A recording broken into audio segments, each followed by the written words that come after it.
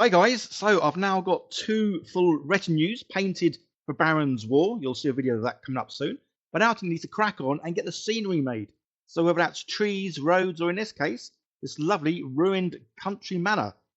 So yeah, stick around and I'll show where I got this from, how I've made it, how I painted it, how I based it. Okay guys, let's get to it.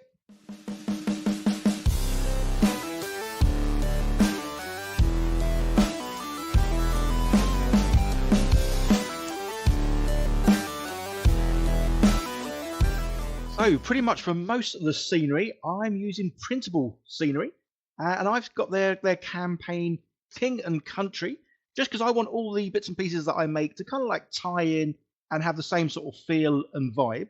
I'll leave links down below, guys, to sort of see everything I'm going to show in this video as always. But yeah, check out Printable Scenery. As you'll see, they have a ton of stuff there. And say in this campaign, as you can see, there's 8 pages of awesome looking sort of terrain pieces. Whether it's walls, or in this case, you can get cabbages, ruined buildings. And that's the thing I love about this. They do normal buildings, and then they do a ruined version of the same building, which is great because then it gives you a lot more variety in what you're making. Plus, some of the sort of scenarios might include, torching buildings. So you can almost start off the game with a normal building, and then you could replace it with one of the burnt out ones. Plus, I do like the idea of the ruined look of a lot of stuff. It's just a feeling that I sort of like. But yeah, check out Printable Scenery. So links down below. And I've got their King and Country campaign stuff. So I've got access to all these lovely bits and pieces. So you're going to see quite a few of these coming up. But yeah, the Ruined Country Manor. So this is the one I like the idea of, because then we can, when I'm playing with it, I can have miniatures sort of on the inside shooting out, and people outside trying to get those that are inside. Okay, so obviously this is 3D printed. I'm going to be using the GK3 by Uniformation, and this lovely printer was sent to me to have a little play with and try.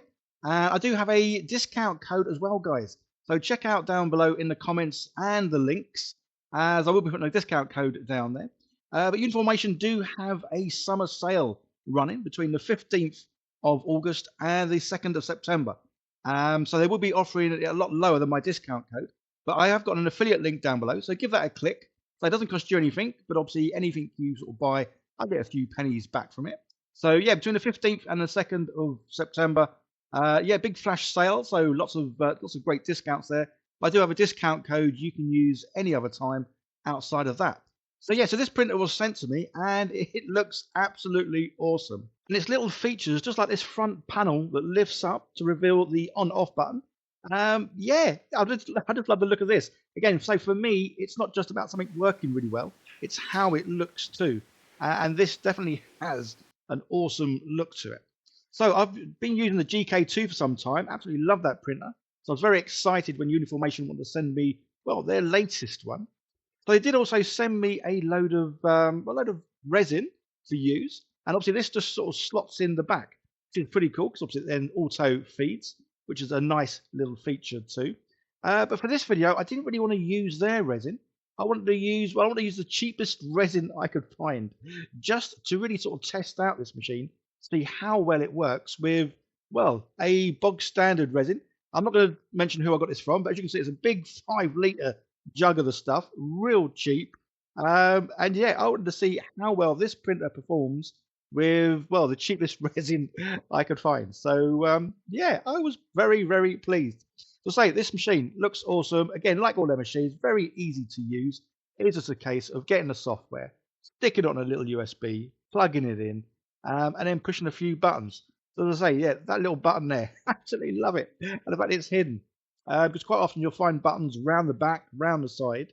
But say this one, yeah, nice and hidden, really good sort of little feature that. And other little features, yeah, the front cover, been able to lift it up with one finger there. You haven't got to slide up a cover. This one, yeah, just slide up the top. And obviously the release plates, or the release for the VAT here. Again, guys, I'm not really into technical specs, but I will leave a link to Ross at Fohammer if you want all the technical jargons. I say I am pretty much a nice, simple guy, plug and play. I like things that work really well. And like this, again, things that are easy to move with just one hand. So to release the build plate with one finger, and you can just slide off the thing with one hand, makes things nice and easy. And again, for me, plug, play, easy to use, That's that's what it's all about for me. So as I say, I got the file, put it in, fit a few buttons, and away she goes. Obviously, this next bit of footage is speeded up. Yeah, it's not the best bit of footage, but as you can see, this thing goes up and down, a lot slower than this, because obviously if it did at this speed, well, I don't think your machine would last very long. But you know what I mean. So yeah, guys, this printer, I've been using the GK2, I don't know, a couple of years now. And I must admit, it's one of the best printers I've ever used, especially through colder weather. Because obviously this has a heated vat, so the resin always stays at the right temperature. And I must admit, out of all the printers I've ever had, I don't think I've had any failures at all with this. Or if I did, that was probably my mistake of doing the supports wrong. But yeah, anyway, enough of that waffling. So the prints, yeah, it came out perfectly, not too surprised. And I say, this is me using this printer. I've not done any self-leveling. I've not done anything. I've literally got the printer. I put in the cheapest resin I could find. And then, yeah, simply got the file, USB, popped it in, and this came out.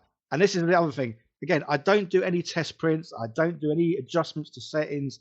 I literally want to use something as is and not have to fanny about with stuff. And it worked. And yeah, the Uniformation GK3, as you can see, it worked. So obviously this was printed in parts. I have glued the parts together, and those little green bits, that's just a little bit of green stuff, just to fill in any of the nooks and crannies that, well, shouldn't be there. So the roof, obviously that was separately, but I'm going to glue that all together.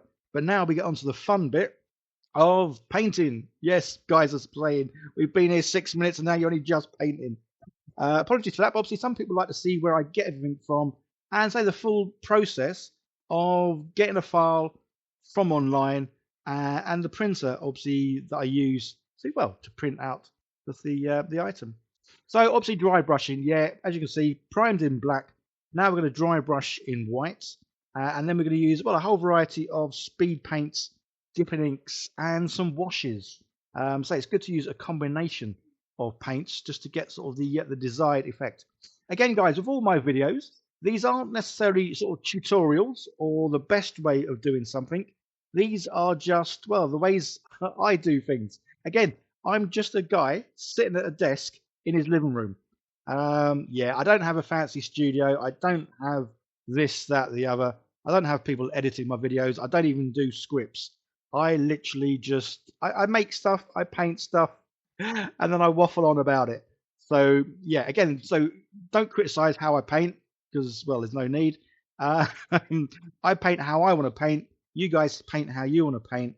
I'm just here showing you what I do. And if it helps anyone, awesome. If it doesn't, well, hopefully you just had fun listening to me waffle on about what I'm doing. So for the thatched roof, yeah, I mean, I know this is obviously looking quite orangey.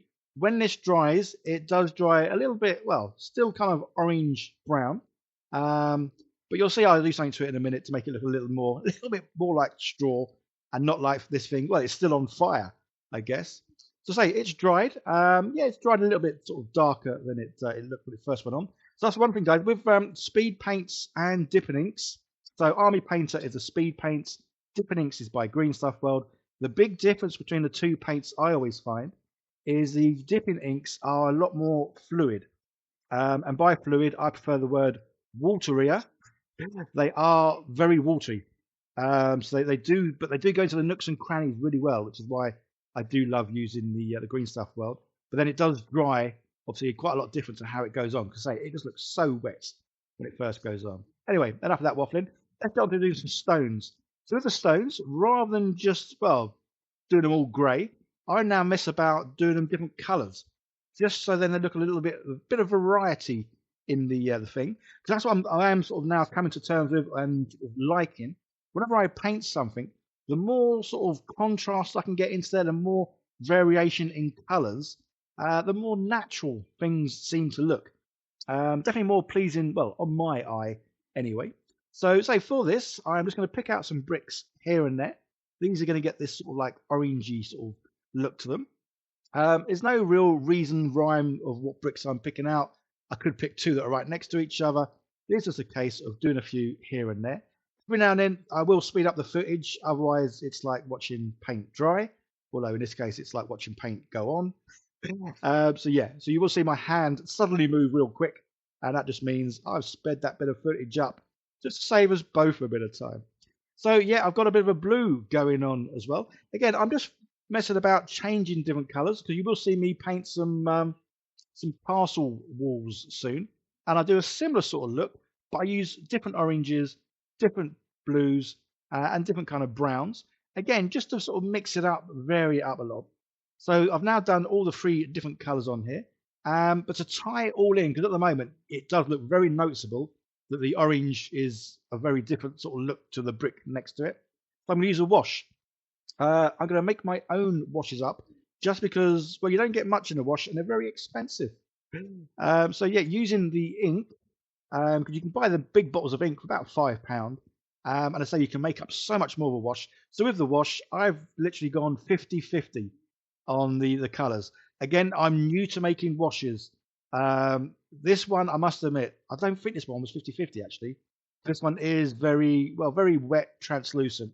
You will see another video, I make another wash, and it does look a whole lot better than this one.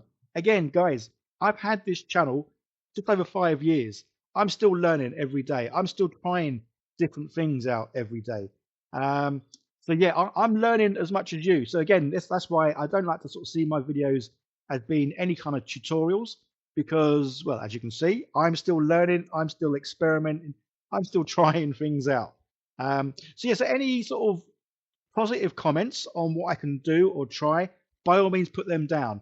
But if you're just going to slate my video or slate my painting because it's not what you like, yeah, bog off. And I mean that nicely. So yeah, so the inside, as you can see, I didn't paint any of the tiles on the inside the different colours.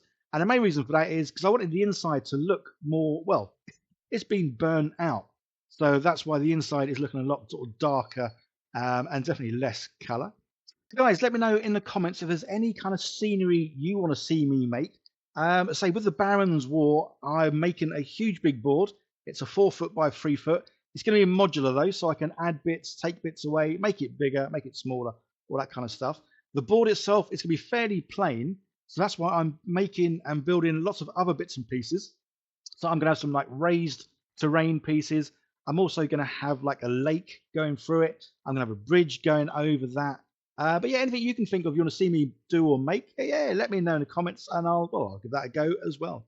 So as this is sort of burnt out, I need to sort of make the thatched roof there look like parts of it are, well, not necessarily smouldering, but were set on fire.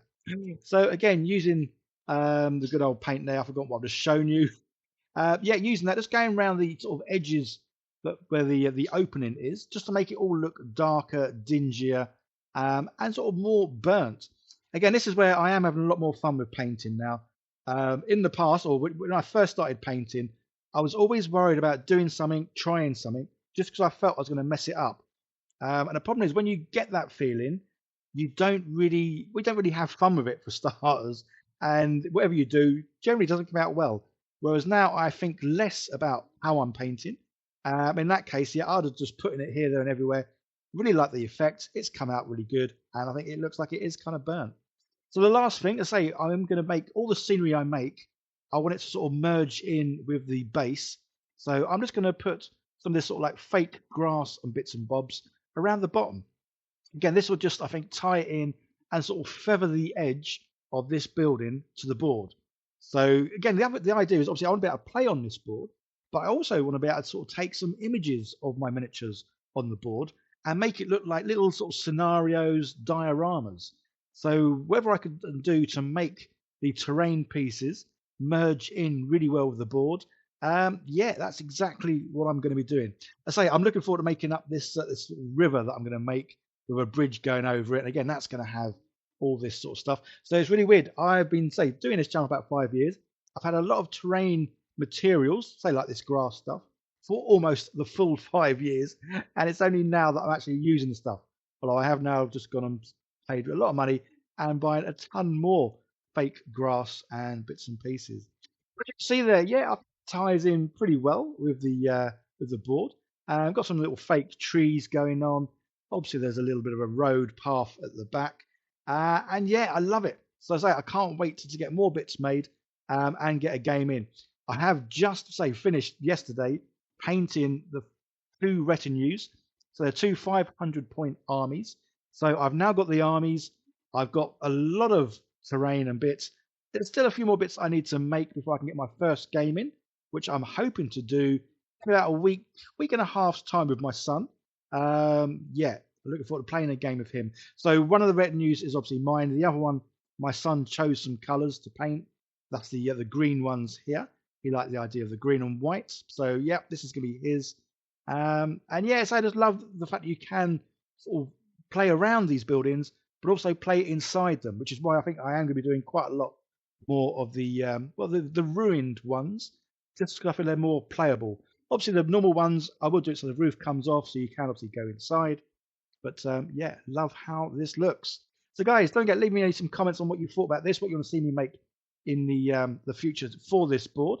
I am still going to be doing Warhammer stuff and D&D stuff, but obviously, like always, I get so hooked on one thing, I just go nuts for it. And at the moment, that's Baron's War. Absolutely love the look and feel of this. And I say, I've only had the box for this for a couple of weeks, and it was sent to me by Wargames Atlantic. Again, I'll leave a link down below, guys, because I've got an affiliate link with them as well. So again, it doesn't cost you anything, but I get a few pennies. Don't forget to check out the GK3 by Uniformation. And as I say, they have a big summer sale on, as well as obviously you can use my links or my discount codes outside of that. And again, yeah, use my affiliate link, guys. Doesn't cost you anything, but I get a few pennies from it, and it means I can go out and buy, well, some more grass, some more leaves, and more bits and pieces to yeah, continue making this board. So several videos coming up soon showing me painting the full retinues, as well as this board, well, once I get it fully made. Okay, guys, another video on the screen. Give that a click, see more what I do. Like, share, subscribe, leave comments, all that fun stuff. See you in the next one. Bye for now.